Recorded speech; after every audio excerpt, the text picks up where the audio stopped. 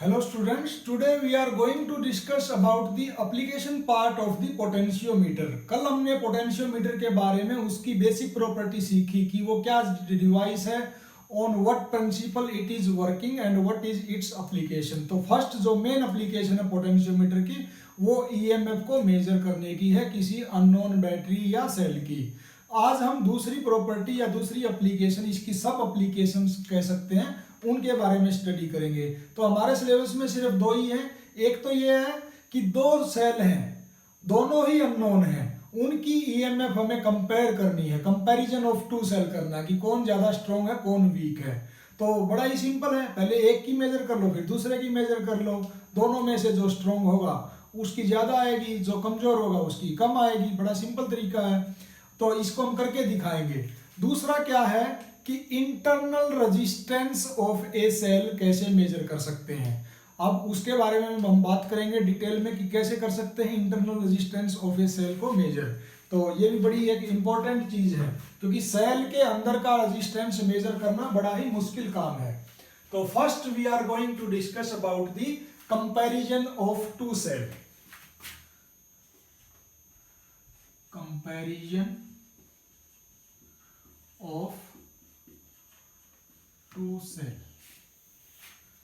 let me check it. Okay, fine. तो potentiometer की मदद से हम दो सेल का कंपैरिजन करेंगे। पहले मैं पोटेंशियोमीटर बनाता हूं, फिर मैं आपको एक्सप्लेन करूंगा कि हाउ डज इट वर्क।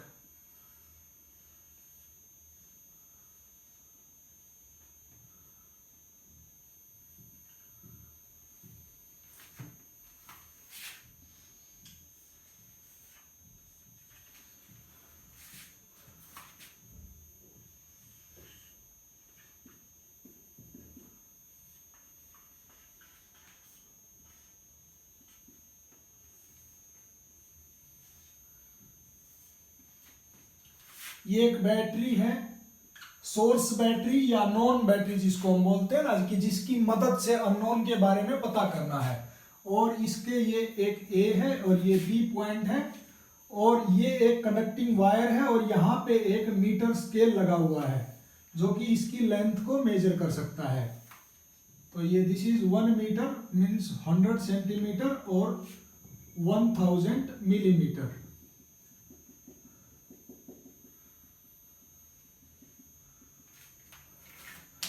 अब हम क्या करते हैं, एक सेल, दो सेल हैं, उन दोनों की ईएमएफ को कंपेयर करना है। तो मान लिया दिस इज फर्स्ट, इसकी ईएमएफ जो है मान लिया E1 है, दिस इज सेकंड और इसकी ईएमएफ जो है मान लिया E2 है। अभी हमें नहीं पता, बस नाम दे दिया हमने इनका दोनों का। तो हम क्या करते हैं, इन दोनों को इस ए टर्मिनल से कनेक्ट कर देते हैं, इसको भी और इसको भी। अब दूसरा जो टर्मिनल है इनका, उसको इस तरीके से करेंगे कि एक जॉकी के साथ यहां पे एक कनेक्शन बनाएंगे। मान लिया ये फर्स्ट पॉइंट, ये second point, this is third point. इसके साथ इधर में क्या करेंगे, एक जॉकी लगा देंगे। जॉकी का क्या काम है, वही same as it is current की मेजरमेंट के बारे में बताता है और डायरेक्शन के बारे में बताता है। अब आप क्या करेंगे, एक बार तो इस सेल का एक सर्किट बना के यहाँ पे टच करेंगे। अगर आप ऐसा करते हो, मान लिया देखो ये बैटरी क्या है, इस सर्किट के अंदर करंट इस डायरेक्शन में फ्लो करवाती है, ये जो हमारी सोर्स बैटरी है। तो इस तरीके से करंट फ्लो हो रहा है।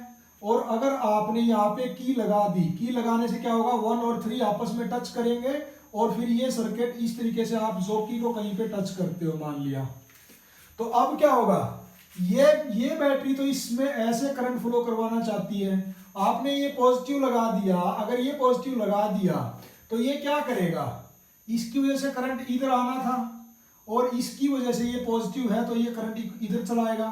तो यहाँ पे एक दूसरे का करंट का जो प्रेशर एक दूसरे से टकराएगा।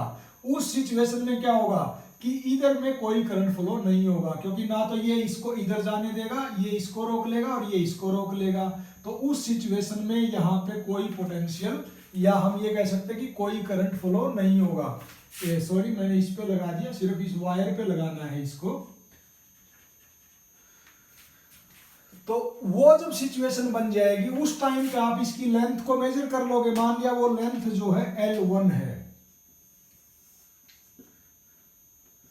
L1 लेंथ, तो इसकी वजह से कितना पोटेंशियल ड्रॉप होगा इस बैटरी E1 की वजह से? पोटेंशियल ड्यू टू बैटरी 1,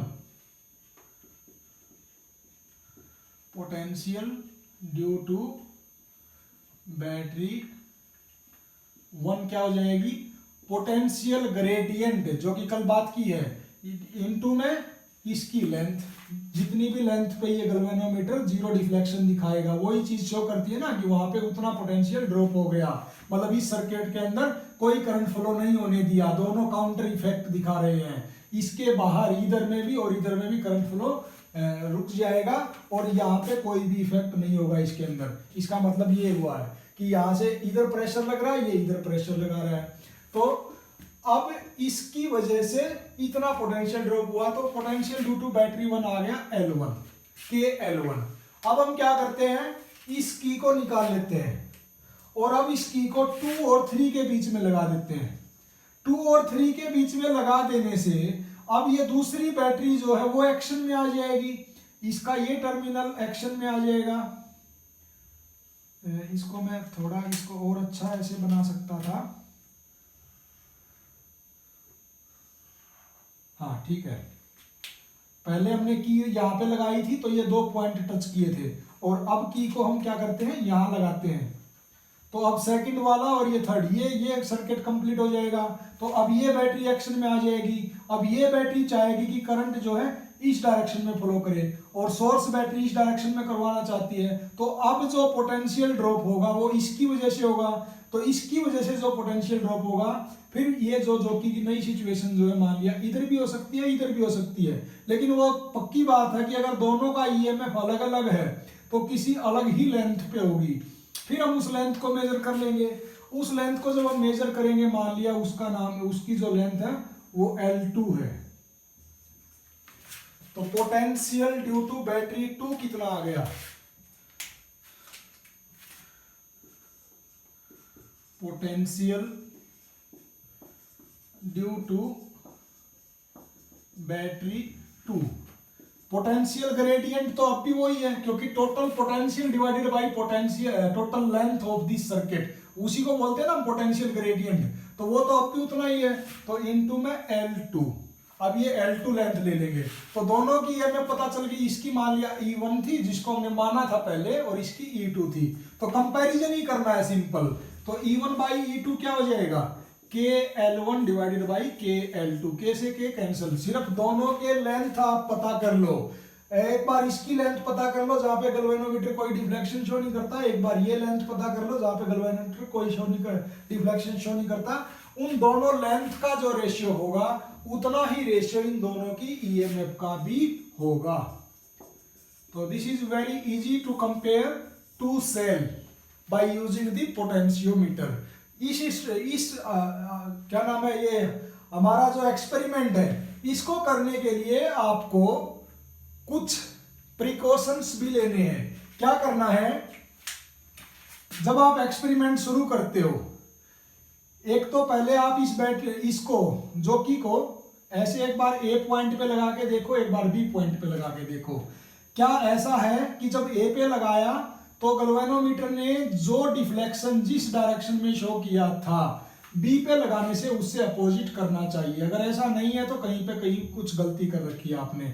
ए पे लगाने से क्या होगा कि सिर्फ ये पूरा सर्किट और ये बैटरी तो कनेक्शन में है ही नहीं, यहीं से शुरू और यहीं पे खत्म, तो इसका मतलब इसका डिफ्लेक्शन उस डायरेक्शन में होना चाहिए। जब इसको उधर लगाओगे तो ये बैटरी भी इतने पोर्शन में एक्शन में आ जाएगी, तो फिर डिफ्लेक्शन इधर होना चाहिए। तो इस तरीके से आप दोनों को लगा के देखोगे। दूसरी बात, जब भी आप इस जॉकी को इस वायर पे टच करते हो ए से बी के बीच में, कभी भी इसको ऐसे रबिंग नहीं करना है। ऐसा कर दिया तो स्क्रैच पड़ जाएंगे, स्क्रैच पड़ जाएंगे तो उससे क्या होगा, इस वायर का जो एरिया ऑफ क्रॉस सेक्शन है वो चेंज हो जाएगा, यूनिफॉर्म नहीं रहेगा। और अगर यूनिफॉर्म नहीं रहेगा तो उस डायरेक्शन में इस वायर का जो रेजिस्टेंस है या पोटेंशियल ड्रॉप जिसको आप मेजर करते हो वो चेंज हो जाएगा। ये जो इस रीडिंग से आप आने वाली है, ये हमने इस बात को मान के बनाया है कि इस वायर का एरिया ऑफ क्रॉस सेक्शन जो है कांस्टेंट है। तो ऐसा कभी भी नहीं करना है।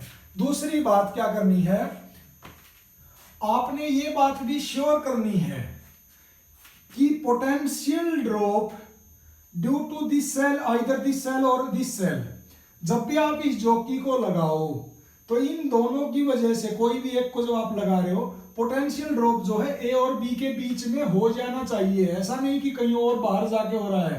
तो उसके लिए क्या करना है कि इसकी ईएमएफ, मतलब ये जो सोर्स बैटरी ये स्ट्रॉन्ग होनी चाहिए और ये दोनों इससे कमजोर होनी चाहिए। अगर इससे उल्टा है तो आपको लेंथ उल्टी करनी पड़ेगी, लेंथ ज्यादा चाहिए, ये वो यहाँ पे चाहिए और ये यहाँ पे चाहिए। दूसरी ये बात है। तीसरी बात, जैसे ही रीडिंग ले ली तो उसके बाद करंट को तुरंत स्विच ऑफ कर दो। ऐसा मत छोड़ो कि वो चलता रहे। अगर ये चलता रहेगा तो बहुत ज्यादा देर तक करंट चलने से उसमें हीट जनरेट हो जाएगी और हीट जनरेट होने से टेम्परेचर बढ़ जाएगा। टेम्परेचर बढ़ने से उसका रेजिस्टेंस चेंज हो जाएगा, तो हमारी एग्जैक्ट रीडिंग नहीं आएगी। और ये रियोस्टेट का क्या काम है, रियोस्टेट से आप इस बैटरी के करंट को कंट्रोल कर सकते हो, कम या ज्यादा, ताकि आपका पोटेंशियल ड्रॉप जो है ए और बी के बीच में ही हो। तो ये कुछ प्रिकॉशंस हैं जो आपसे वाइवा वगैरह में बड़े ही इंपॉर्टेंट है, पूछे जा सकते हैं। और ये सेम चीज हमारे प्रैक्टिकल में इस साल क्या होगा हमें नहीं पता, रहेगा या हटेगा, लेकिन थ्योरी में पक्का है। तो ये कंपैरिजन जो है बड़ा इजी है, सिर्फ लेंथ का जो रेशियो है वही उसके दोनों के ईएमएफ का रेशियो भी बन जाएगा। वर्किंग भी बड़ी सिंपल है, बस गैल्वेनोमीटर का डिफ्लेक्शन जहाँ नहीं है वो दो रीडिंग ले लो आप, L1 और L2।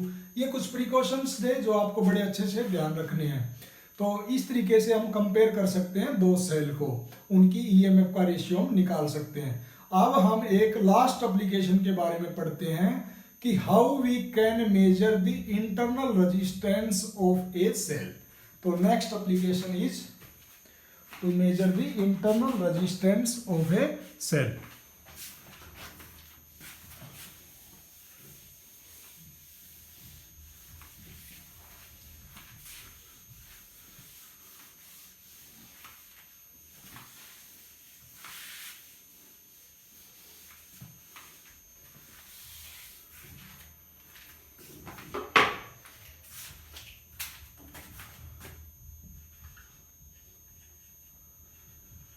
Measurement of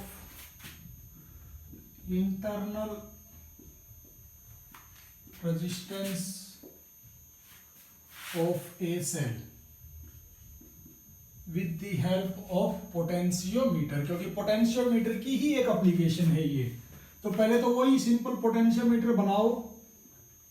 पोटेंशियोमीटर में ये एमीटर लगा है जिसका जस्ट करंट को मेजर करने का काम है। यहाँ नेगेटिव है तो इधर इसका नेगेटिव होता है, यहाँ पॉजिटिव होता है। एमीटर, वोल्ट मीटर, अभी ये सारी हम डिस्कस करेंगे थर्ड यूनिट में, इनका क्या प्रिंसिपल है, कैसे इनको जोड़ते हैं। तो no need to worried about it. ये वेरिएबल रेजिस्टेंस रियोस्टेट भी जिसका नाम है, इसका सिर्फ इतना ही काम है कि आप रेजिस्टेंस को वेरी करके अपनी सुटेबल अमाउंट ऑफ करंट इस सर्किट में फ्लो करवा सकते हो। तो अब इसमें क्या करते हैं, ये मान लिया ए पॉइंट है और ये मान लिया बी पॉइंट है, इसके ऊपर ये मीटर स्केल लगा हुआ है।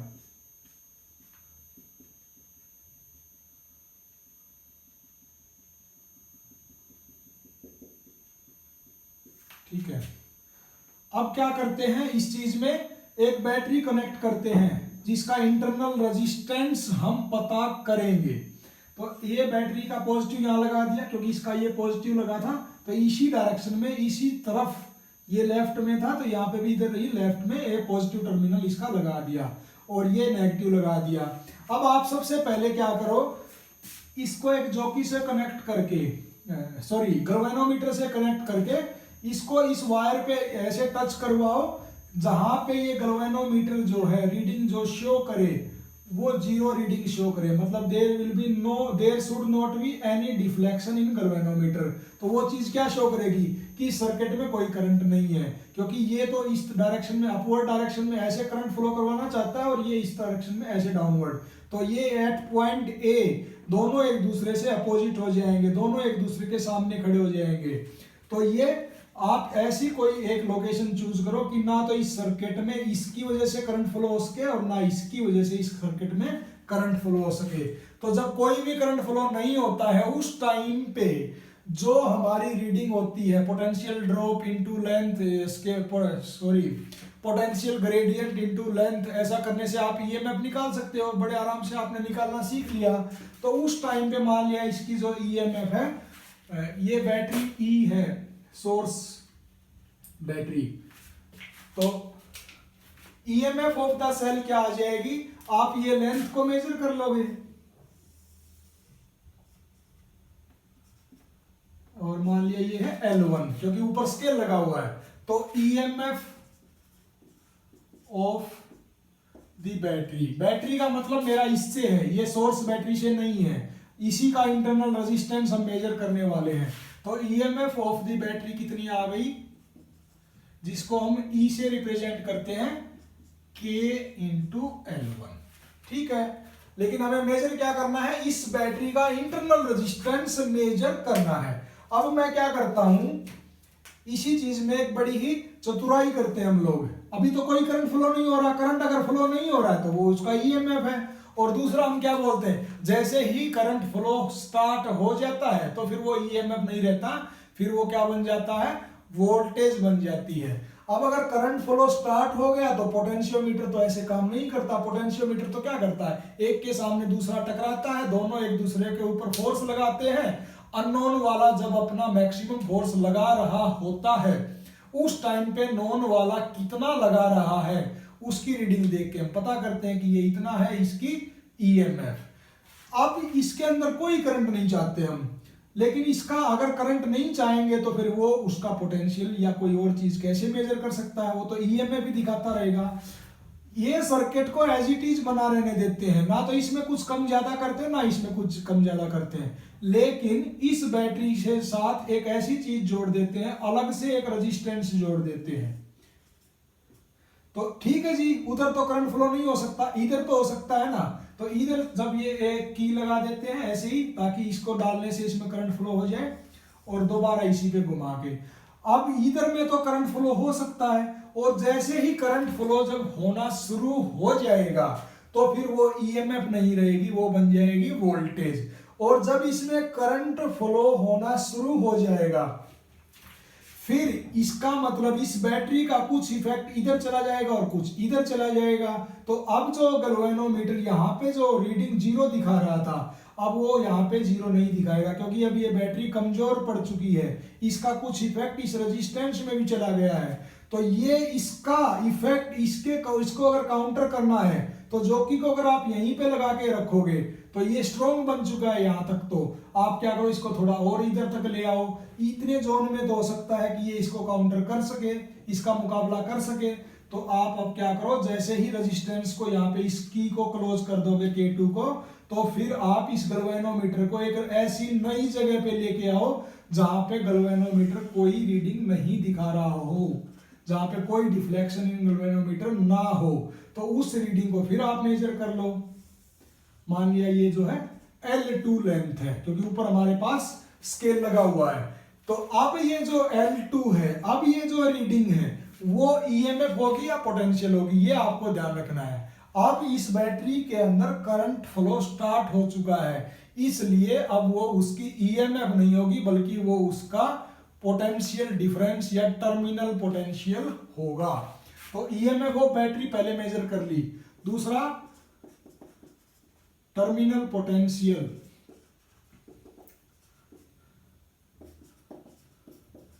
डिफरेंस ऑफ बैटरी, वो क्या हो जाएगा K इंटू L2। तो करंट जब फ्लो नहीं हो रहा था उसी चीज को वहीं पे आपने जब मेजर किया इन दोनों के बीच का, तो वो ईएमएफ बोलते हैं। और जब करंट शुरू हो गया तो फिर उसको ईएमएफ नहीं बोलते, उसको हम टर्मिनल पोटेंशियल डिफरेंस बोलते हैं। मेजर हम दोनों चीजें एक ही लोकेशन पे कर रहे हैं, दो पॉइंट के बीच में ही मेजर कर रहे हैं। बैटरी के जो दो नोड होते हैं ना, एक पॉजिटिव एक नेगेटिव, करंट फ्लो नहीं हो रहा, उन दोनों के बीच का जो मैक्सिमम पोटेंशियल डिफरेंस है उसको तो हम बोलते हैं ईएमएफ, और अगर उसमें से करंट फ्लो स्टार्ट हो जाए तो फिर तब भी उन दोनों के बीच का ही जो पोटेंशियल डिफरेंस है फिर वो मैक्सिमम नहीं होता, इसलिए उसका नाम होता है टर्मिनल पोटेंशियल डिफरेंस, और उसको हम रिप्रेजेंट करते हैं V से। तो अब टर्मिनल पोटेंशियल डिफरेंस भी आ गया और ईएमएफ भी आ गया। अब हमारे पास एक रिलेशन है जो मैंने पहले डिस्कस किया था, ना भी याद हो तो मैं उसको दोबारा बता देता हूं। टर्मिनल पोटेंशियल जो है हमेशा ईएमएफ से कम होता है, और कितना कम होता है, जो उसके इंटरनल रेजिस्टेंस की वजह से उसका पोटेंशियल घटा। इंटरनल रेजिस्टेंस इनटू करंट, जितना उसके अंदर फ्लो हुआ, तो करंट इनटू इंटरनल रेजिस्टेंस, इसकी वजह से जो ईएमएफ की अमाउंट घटी है वो पोटेंशियल डिफरेंस के बराबर होता है। तो V is equal to E minus I R, तो मैं ये हटा देता हूं, simple V is equal to E minus I into R. अब यहां से हमारे को तो इंटरनल रेजिस्टेंस R चाहिए, तो इसको और क्या कर सकते हैं, E माइनस, अभी इसको छोड़ देते हैं, ये एक्सपेरिमेंटल पोर्शन आपने 2 रीडिंग ले ली, मैं कुछ मैथमेटिकल इसका कुछ फॉर्मुलेशन करता हूं, फिर हम इन दोनों को दोबारा से यूज करेंगे। E माइनस आई क्या होता है, करंट, और करंट किसके बराबर होता है, पोटेंशियल अपॉन रेजिस्टेंस। तो इस सर्किट में जो ये करंट होगा ये किसके बराबर होगा, अब ये करंट होगा इसका जो पोटेंशियल है डिवाइडेड बाय ये रेजिस्टेंस जो इस सर्किट में है, तो V अपॉन R इनटू में small r, internal resistance of the battery which we have to calculate. अब इसको आप क्या करो और आगे यूज करो, इसको इधर ले आते हैं, V plus V by R into small r is equal to EMF E। Let me check it is visible, okay. V common ले लेते हैं, 1 plus R divided by small r, capital R sorry, is equal to EMF E। मैं figure हटा देता हूं because अब इसकी कोई जरूरत नहीं है।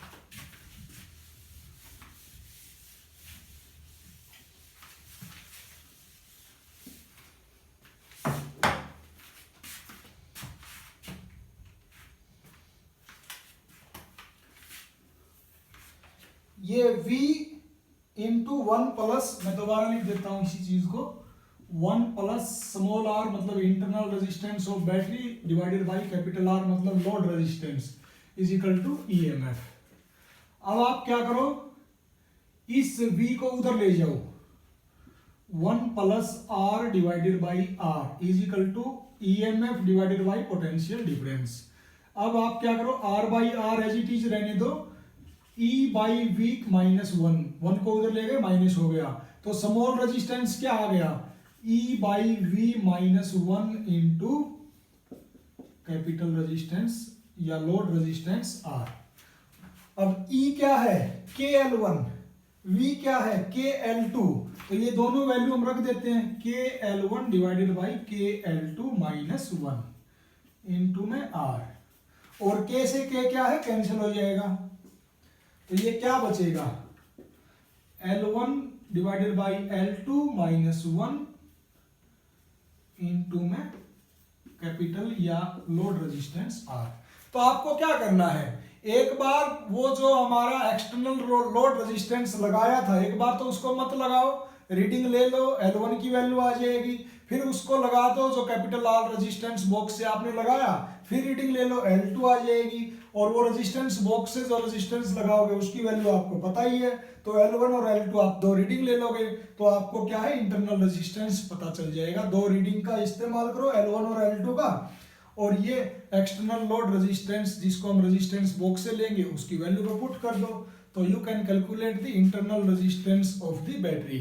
तो पोटेंशियोमीटर का टॉपिक भी यहाँ पे खत्म हो जाता है। पोटेंशियोमीटर क्या चीज है, इसका क्या प्रिंसिपल है, इसका मेन काम क्या है, पोटेंशियल ईएमएफ को मेजर करने का है, लेकिन इसकी हेल्प से हम पोटेंशियल डिफरेंस भी मेजर कर सकते हैं।